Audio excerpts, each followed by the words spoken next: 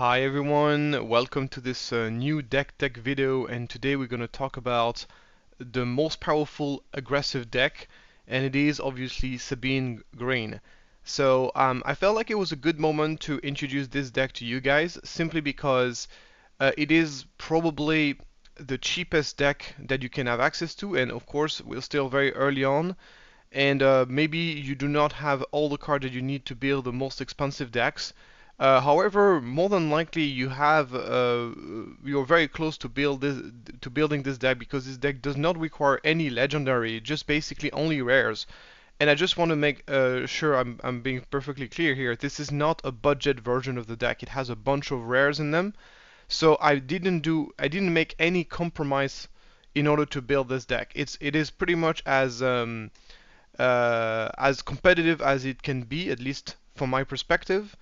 And it still remains an extremely cheap deck, simply because at the moment there's no rare that goes beyond $2. So you can pretty much build this deck with this exact version of the deck for about $40, which I think is extremely attractive for new players. So it's also a deck that I think is extremely powerful. If you're looking to play an aggressive deck, it is probably the way to go.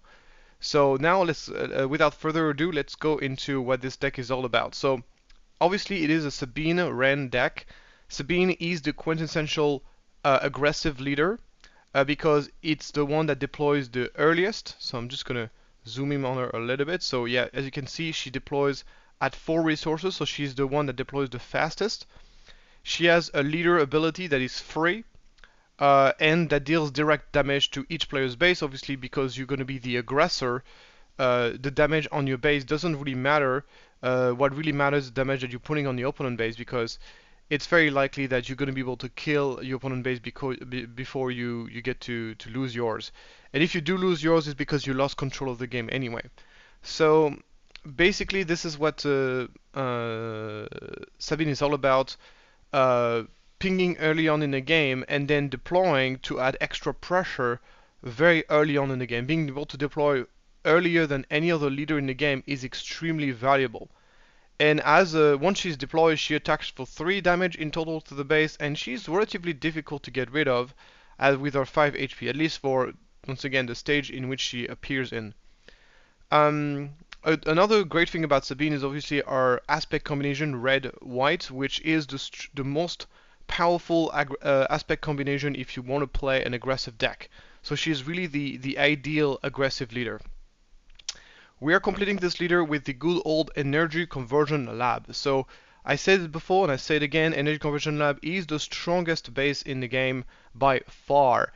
And basically this ability, if used at the right moment, can really give you an edge, and for free. And that is extremely valuable in an aggressive deck. So something to understand about a base with abilities is that the shorter the game is, the more value those abilities that can be used once per game are. So an epic action, typically if you're playing a very long drawn out game, does not have as much of an impact as if you're playing a very short game, in which case a free action has a huge impact. So more than any other deck in the game, aggressive leaders need bases that have abilities on them. Also because they don't really care too much about the 5 extra HP that the other bases provide, simply because they are supposed to be the aggressor. They don't really care too much about their HP, unless they're playing against another aggro deck. But yeah, what I want to say is that bases that have abilities on them are extremely valuable, and of course Energy Conversion Lab is by far the best one,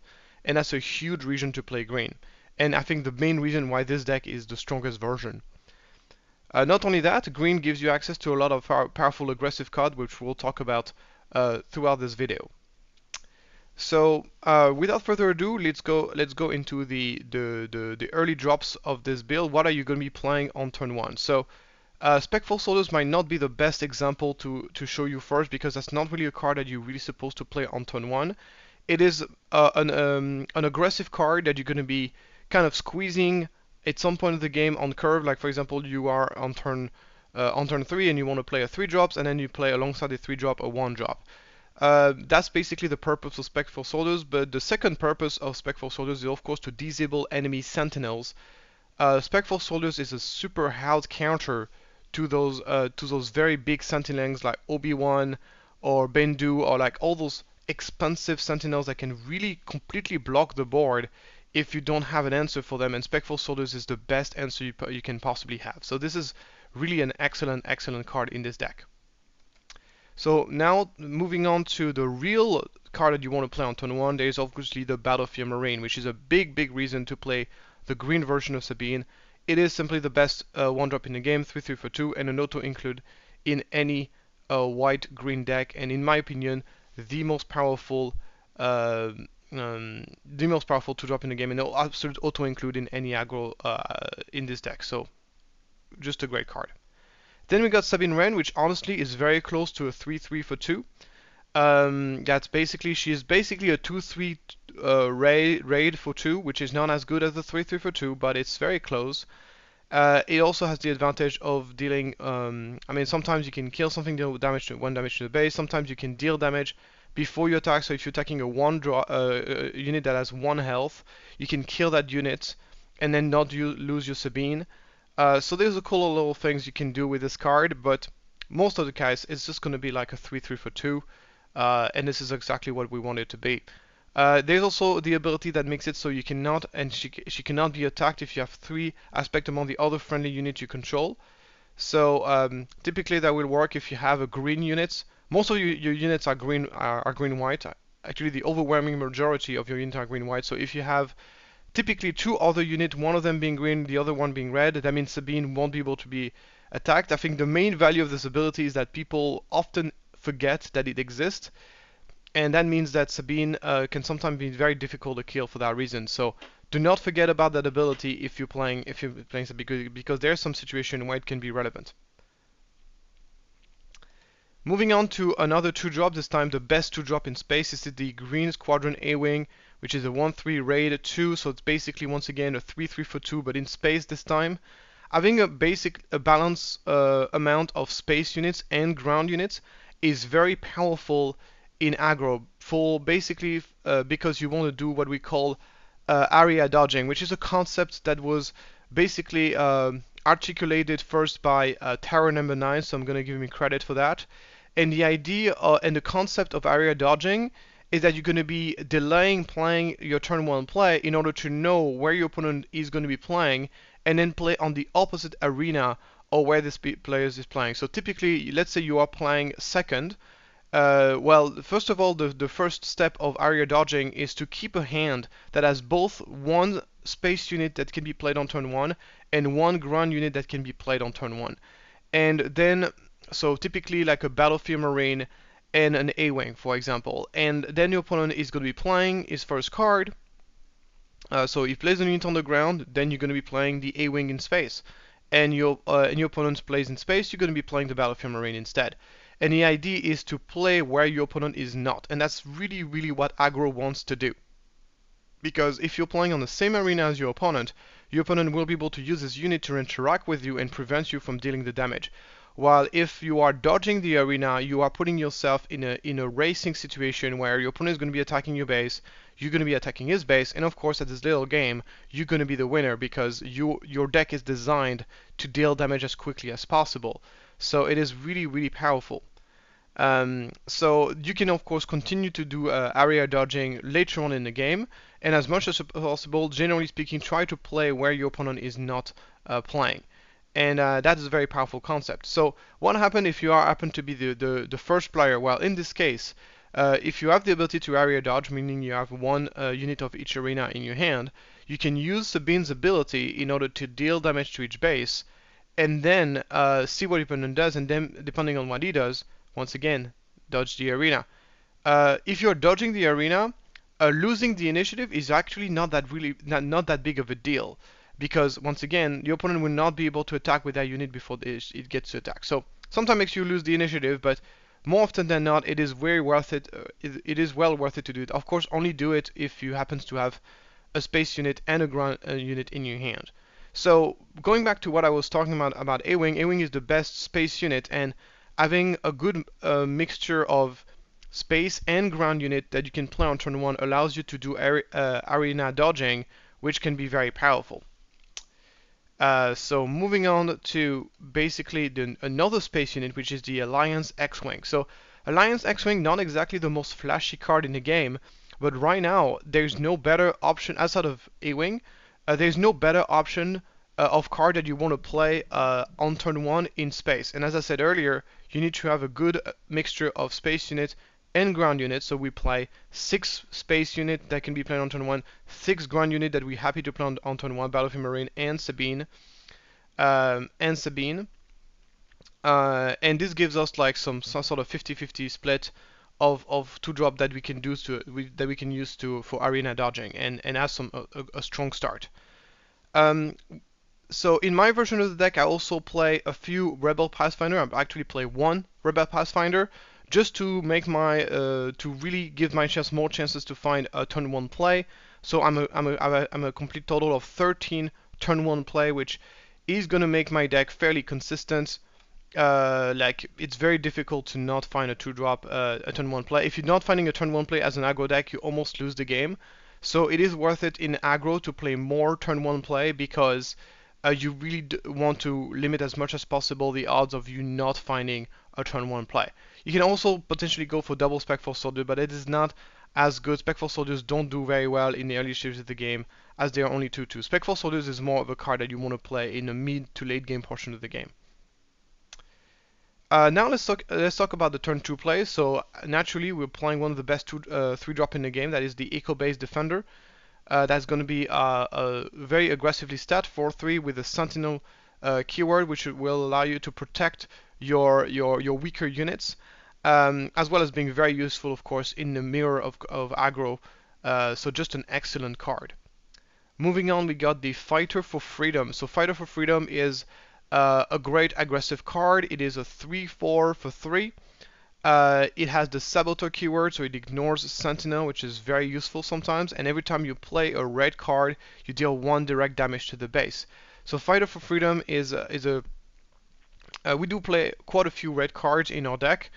And the idea, of course, is that if your opponent does not deal with it very quickly, he's going to suffer a lot of damage from it. So Fighter for Freedom is just an excellent card that really needs to be answered, and if not answered, can really spiral out of control. And this is exactly what we are looking for in a card that we're playing on turn 2.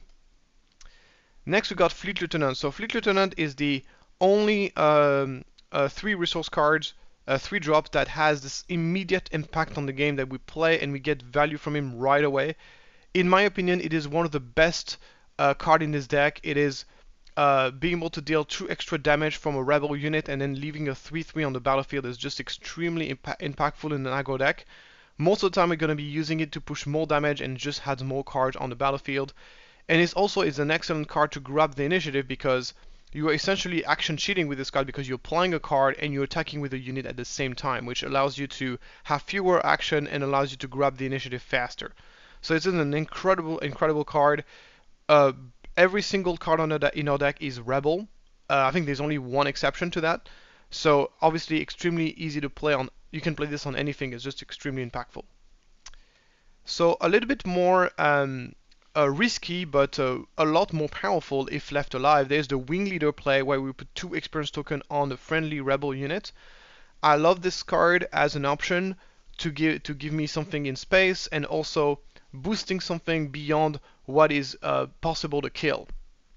And certain decks simply do not have cards, so if you play this card on a unit that has 3 HP, so typically a Battlefield Marine, a Green Squadrons, a Sabine, you can basically boost a unit up to 5 HP, and there's simply decks that cannot deal with that. There's certain decks which won't be able to answer that unit after a good while.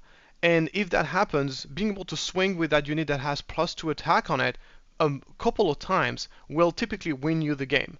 Wing Leader is also, so if you're playing against decks that plays Waylay or No Good to Me Dead, don't do this. This is too risky because you're going to boost that unit and the unit is going to be bounced or is going to be tapped. Or it's not going to feel very good. But you can do this on units that are, depending on the matchup, some decks simply won't have an answer to this. And this can really kill them very quickly. Another tips that you can do if you're playing against people who are playing Waylay is that you can boost Sabine, and Sabine goes up to 7 HP, which makes her a lot more difficult to deal with. And also, obviously, Whaley does not target leaders. Leaders are technically more difficult to interact with than other units in the game because there's simply a lot of cards that do not target leaders. So if you're afraid of people playing Traitorous, playing Whaley, that kind of thing, Wing Leader on your Sabine is very, very impactful. So this is a very powerful card, being able to boost a unit permanently and leave a unit on the battlefield, but do not play it in any situation.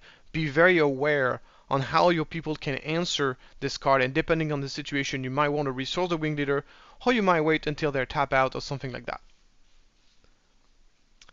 Next, we got the card Red 3. So Red 3 is a card that will give raid to all of your heroic unit.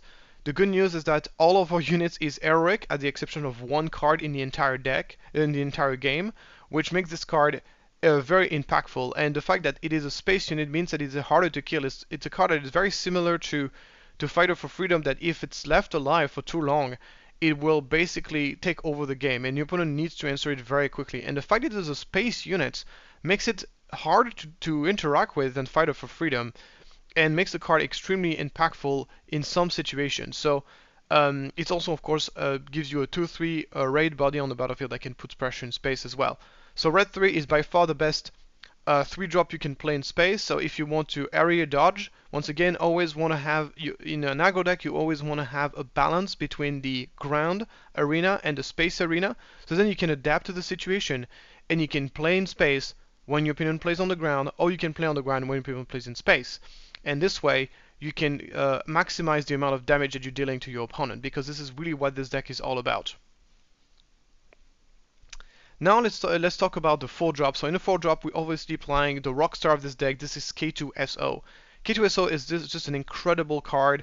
Basically, a 4/4 overwhelm is very, very strong, and the ability to deal when K2SO died, to deal 3 damage to the opponent is simply just incredible. It's this inevitable damage. Like, the opponent cannot avoid taking 3 damage on that card most of the time, making that card extremely powerful because you get to force your opponent to deal with it. It puts you in a win-win situation, because if your opponent kills the K2SO, you've dealt 3 damage to the opponent base, and you forced him to play a card to kill K2SO, and spend some resources and time to kill K2SO. If your opponent doesn't deal with it, it's even worse. Then he's taking 4 damage a turn, overwhelm, and on top of that, he might not be able to, and K2SO might end up just dying by himself, just by attacking other units, and deal the 3 damage anyways. So it's just an incredibly powerful card. There's very few cards that can really answer K2SO efficiently. Mostly, as I said, Waylay, No Good to Be Dead, those kind of cards. And it's an incredible card. It's also a very good card to play with Energy Conversion Lab, so you're typically using ECL to ambush K2SO, kill something that has relatively low HP, deals a bunch of damage to the base, leave a 4/3, a 4/1 or a 4/2 on the battlefield that will deal once again damage when it dies. It also has great combo with AIC Sacrifice, which we'll talk about later. It's one of the best cards in the deck. And if someone tells you, oh, you should not be playing K2SO because it's a rare and you're trying to build a budget deck, well, don't listen to those people. This card costs $1-2. Just grab it. It's going to make your deck so much better. Then we're going to talk about a card that some people may find a little bit weird to play in this deck. So this card is the only card in the deck that is not a rebel and not heroic, which is kind of a problem because we have a lot of synergies around this aspect and this trait. But Steadfast Battalion is very much worth it. So basically, Steadfast Battalion has 2 roles in this deck. The first role is to one-shot enemy leaders. Typically, I'm mostly thinking about Krennic. I think Krennic is an incredibly big problem for Sabine because it's a leader that comes into play that attacks every turn and heals. And that's just very, very problematic for an aggro deck. Steadfast Battalion gives you an answer to that leader because once Sabine is out, you can use ECL to ambush with Steadfast Battalion, deal 7 damage to one-shot a Krennic, and leave a very strong body behind. And that's very, very impactful. And it's very impactful. And obviously, Steadfast Battalion can also one-shot other leaders like Luke Skywalker or even Boba Fett, and that's the reason why it's so valued.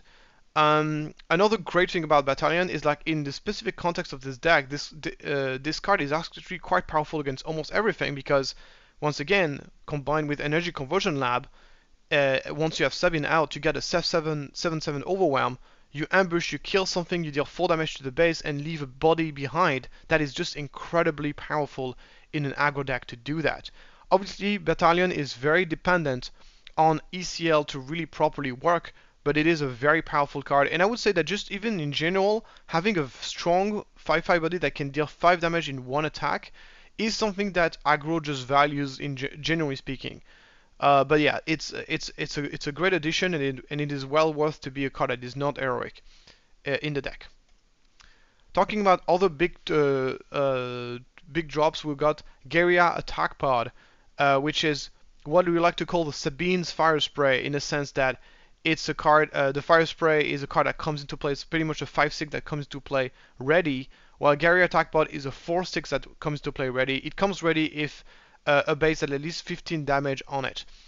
And a very cool interaction with Guerilla Attack Pod is that you can use Energy Conversion Lab to ambush with Guerilla Attack Pod, and then you can trigger the when play trigger to play it ready. So what happens is that you get 2 triggers, you get the ambush, and you get the when played trigger that allows it to play it ready if a base has 15 damage on it or more.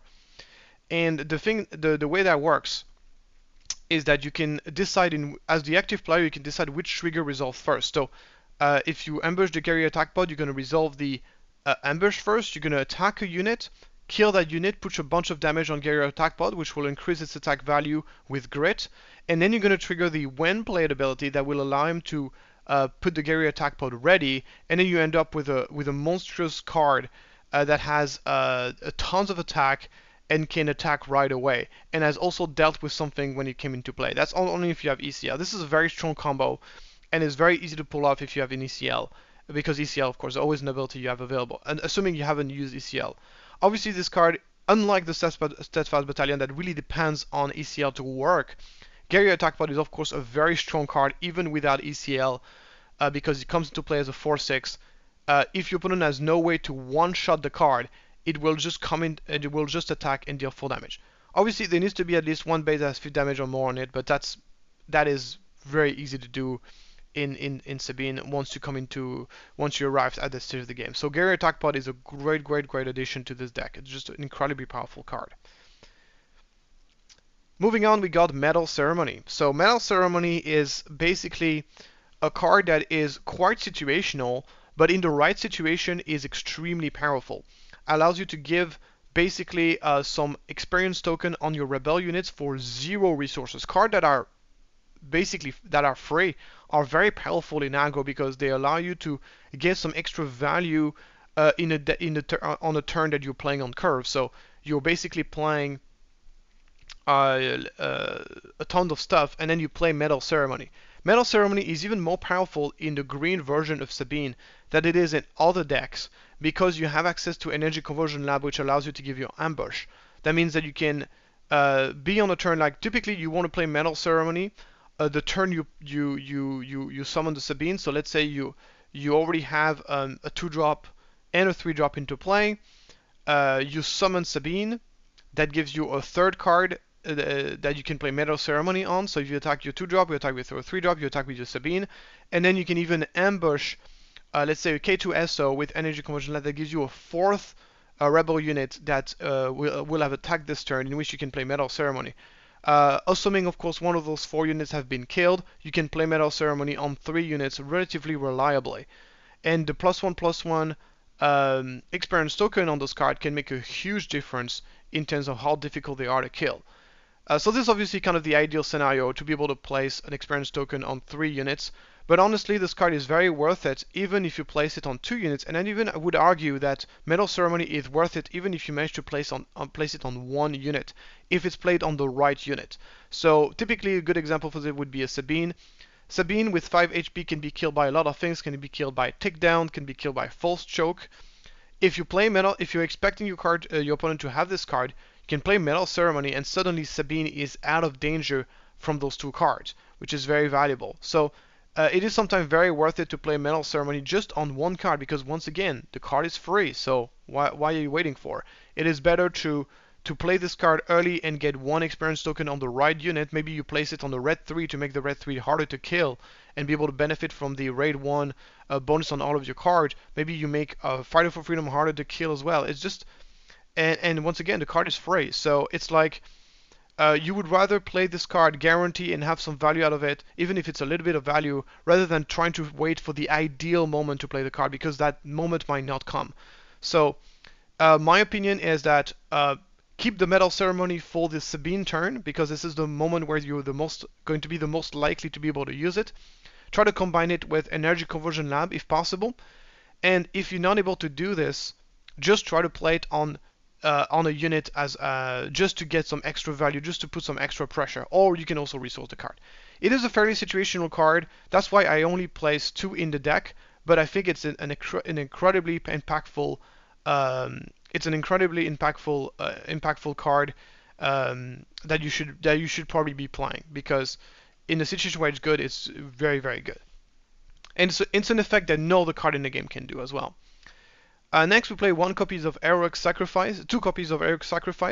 So Heroic Sacrifice is going to be giving you this extra little bit of damage that you need. Typically, we're going to play this as a finisher to give us this little bit of damage that we need to finish the base. The fact that we have to kill on units is a big deal, so that's why we do not play this card early on in the game most of the time. And the card draw is kind of cool. Sometimes you can use it as a way to cycle. If you have no target on it, you can play Heroic Sacrifice with no target, and then you can just cycle it to draw a card. This is another thing you can do with this card. Typically, it's a card that once again will give you this extra bit of damage when you need it, and that's pretty powerful. As I said, do not play this card early on just to get plus 2 damage and draw a card. That is not worth it, because you're going to have to lose your unit. Play this really as a finisher.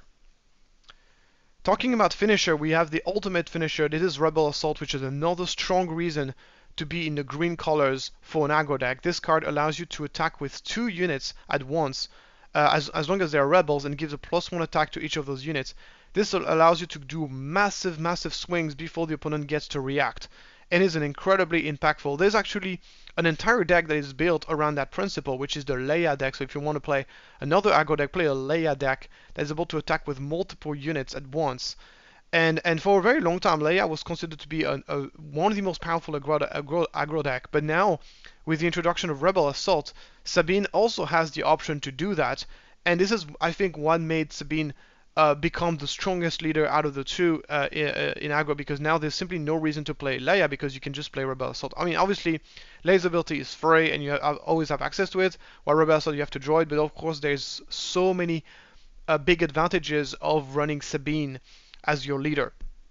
So Rebel Assault is simply just an incredible card, allow you to swing with multiple units. So yes, you need to have multiple units ready to be able to use that card, but that's not really that difficult to do in a Sabine deck, and you're going to be able to swing for massive damage for a very cheap price.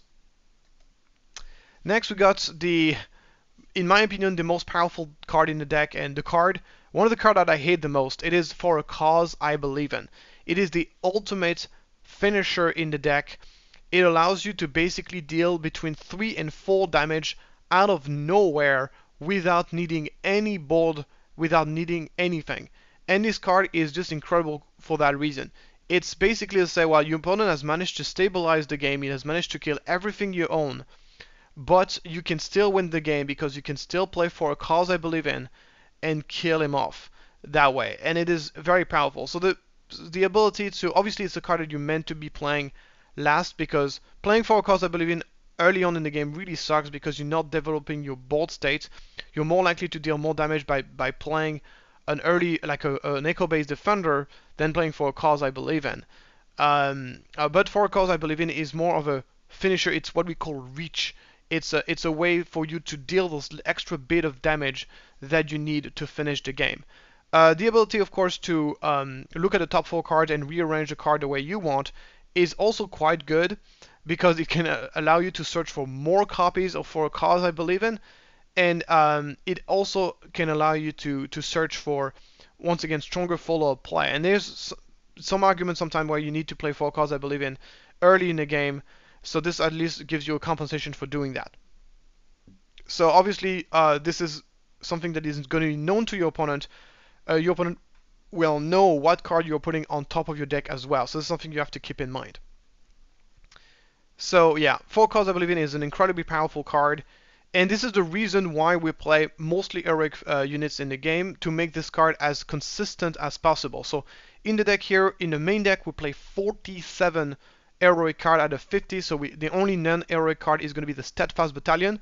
And we play 3 non-heroic cards in the sideboard. So at most, you're going to be at 44 non-heroic card in the deck. So very consistently, you're going to get 4 damage on this card. And it's just, so it's simply just an incredibly powerful card. And the reason why we value so much all the card being heroic as much as possible. So this is basically it for the main deck. So now we're just going to talk a little bit about the sideboard. So for the sideboard, we have, of course, the first card is U-Wing Reinforcement. So U-Wing Reinforcement may sound like a weird card to play in an aggro deck because it's quite expensive, and it doesn't actually deal damage. It just allows you to re-establish your board position. But this is, in my opinion, something that is very valuable against control. So against control, obviously your main priority is going to be playing for a cause I believe in to try to finish the game with your damage. But U-Wing Reinforcement can allow you to give you this breath of this outburst of unit that can really allow you to come back into the game. And the good thing about U-Wing Reinforcement is that it's a very flexible card that can allow you to do a lot of things. So what kind of cards are we looking to get from U-Wing Reinforcement? Well, most of the time we're looking to get Fighter for Freedom, because you get Fighter for Freedom and you get 2 other red cards alongside it, and you can deal 3 damage to the base. So it is basically for a cause I believe in that puts a bunch of units on the battlefield, which is very powerful. Another card that we're looking to get is obviously K2SO, because once again it is something that deals direct damage to the base. If we have a ready unit on the battlefield, we're really going to be looking to get a Fleet Lieutenant to get once again some extra burst of damage that you can come into play and deal extra damage to the opponent. If your opponent has a Saboteur, a Sentinel, a Spectral Soldiers is an excellent way to disable it. So a combo that I really like is Guerrilla Attack Pod plus Spectral Soldier. Guerrilla Attack Pod will give you a huge threat that can attack the base, and Spectral Soldiers will disable the Sentinel, which could have blocked the Guerrilla Attack Pod and prevent him from dealing its damage. That's another combination that I really like.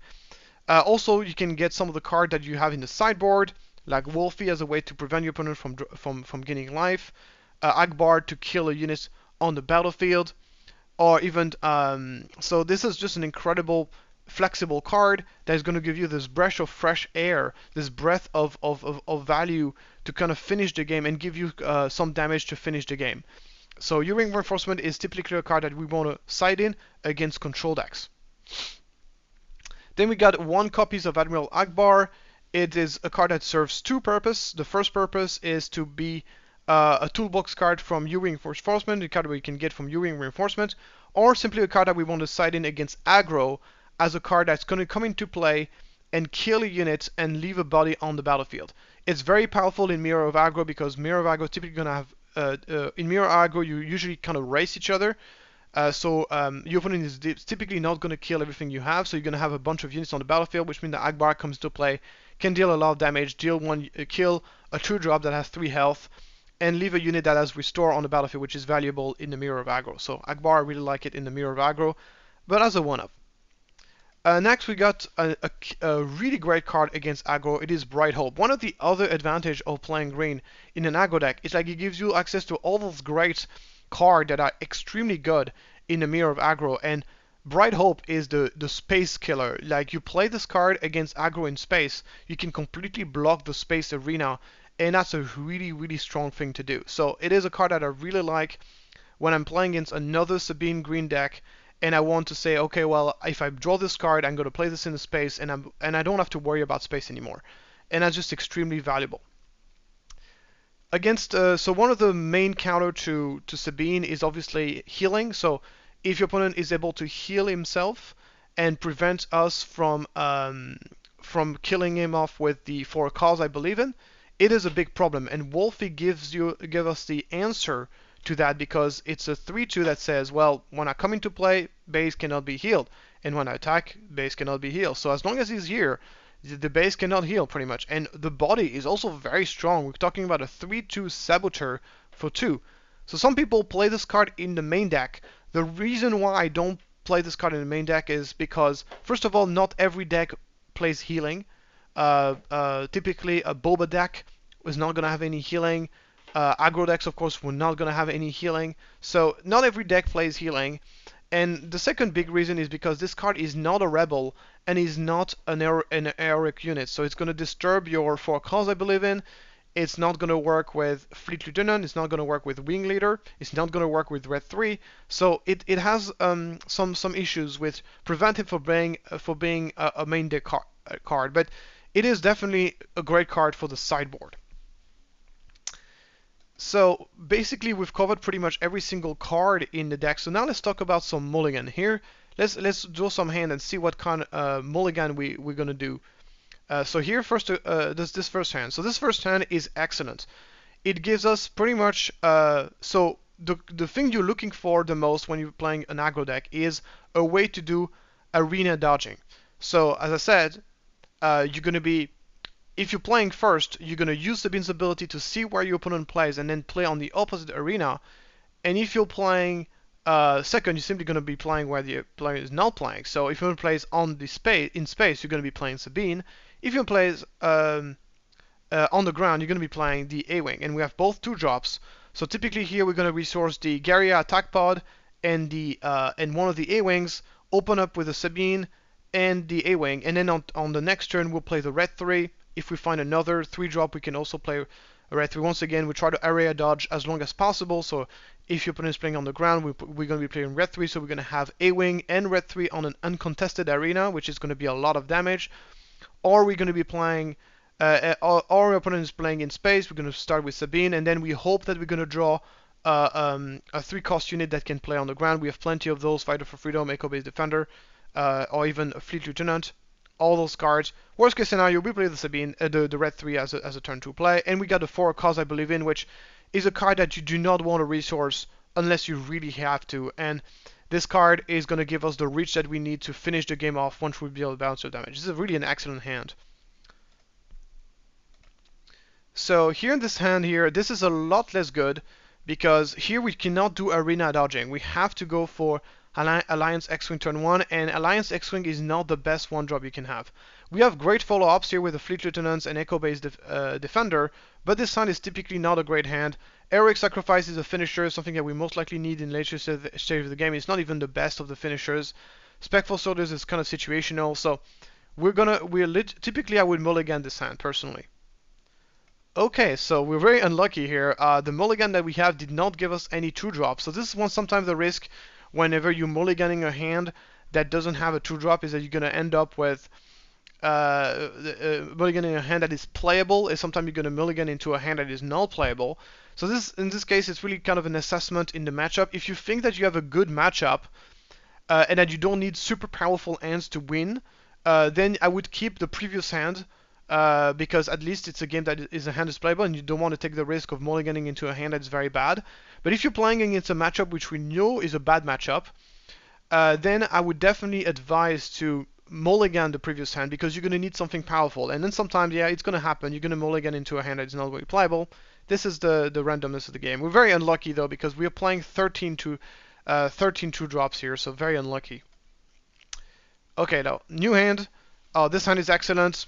We can do, once again, area dodging, Green Squadron Sabine ran. We got a follow-up play. We got some finishers. Great hand.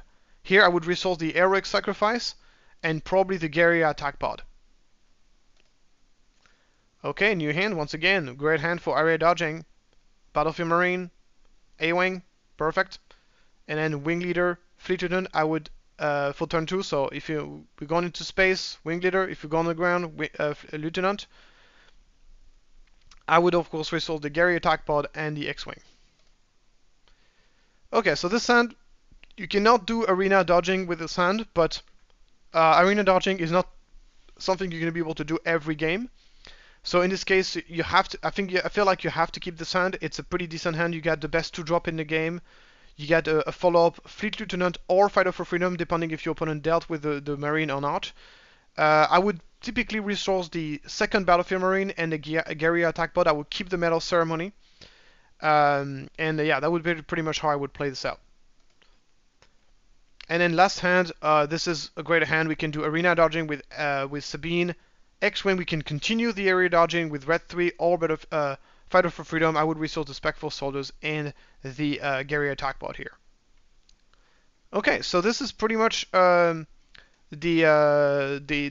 Mulligan. So now let's talk about the matchup. So this is where I think the biggest problem with this deck is that obviously it's a deck that is very aggro, and there's very specific cards that do very well against Sabine.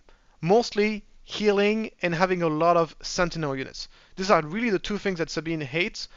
Sabine does have some way around it, of course. We have Saboteurs units. We have Wolfie that can prevent the healing. We had Spectral Soldiers that can disable Sentinel units.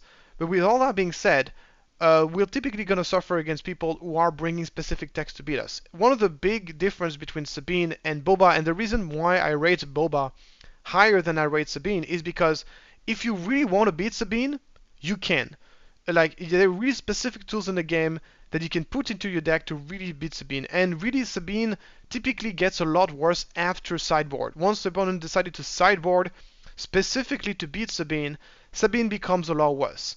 And some people even play main deck cards that deal against Sabine in their main deck to deal against Sabine. So against an experienced player that knows what he's doing and understands how to beat the deck, Sabine typically does struggle. And we've seen that even at the highest stage, where you would see typically Sabine decks do very well during the league games, where the level of play is on average lower.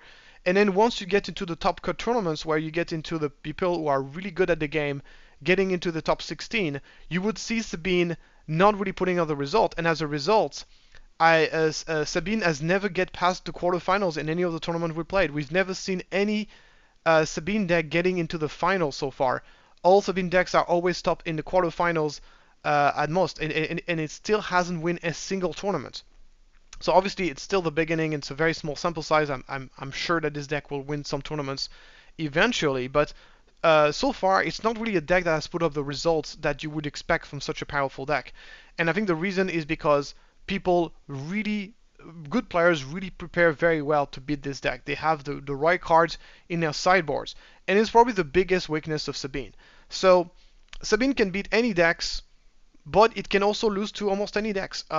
They're typically, of course, the good matchup for Sabine are going to be the control decks, but most likely the control decks that do not respect Sabine. So control decks that do not play any healing, that do not play enough Sentinel units. So typically the Vader deck that I showed you on the video before, this kind of deck will struggle a lot against Sabine because those decks do not have enough healing. But blue control decks like Aiden or Krennic will typically do very well against Sabine, assuming they brought the right cards, assuming they have they respect the matchup and have like the right cards to deal with her.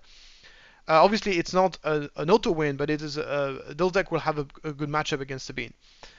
Sabine also notably has a bad matchup against Boba Fett, simply because aggro decks, generally speaking, don't do very well against mid-range decks. So basically, the way things works is that you either want to be slightly slower than your opponent or a lot faster. So typically Sabine does well against Control because it's a lot faster than Control. It can beat Control before Control gets to do its thing. But then, if you're playing against a mid-range deck that is a lot faster, that is able to put its stuff much earlier in the game, then suddenly the mid-range deck has the advantage because it is slightly slower than the aggro deck. And it can kill you very quickly. Like a Boba deck can stabilize the board and kill you and kill you the turn after, which is something that Sabine really dreads. Obviously, you can still very much beat a Boba deck with Sabine, especially if you're the better player. But I would say that at equal skill level, if both players have the equal skill level, the Sabine Green will typically beat. The Boba will have a good matchup. I would say something along the line of 60% win rate. I would say. So yeah, that's typically kind of the way I see. as far as the other aggro decks, I think Sabine is the best aggro deck because it has the best reach. And the ability to play Energy Conversion Lab is just incredibly powerful. I think if you compare this deck, it plays very similar cards than Leia Red, but Leia Red does not have access to ECL and Sabine does, and that's a huge difference maker. Okay, so I hope you guys enjoyed that video, and if you got any questions about the deck, I'm not an aggro expert, but I think so. If anybody is a super expert on this deck, will maybe point out a few things that I've missed. But I felt like this is a pretty good overview, and as I said, it's an excellent, very powerful deck that you can do for a very small budget. So, yeah, just knock yourself out, and see you next time, guys. Thank you for following the video, and please like and subscribe.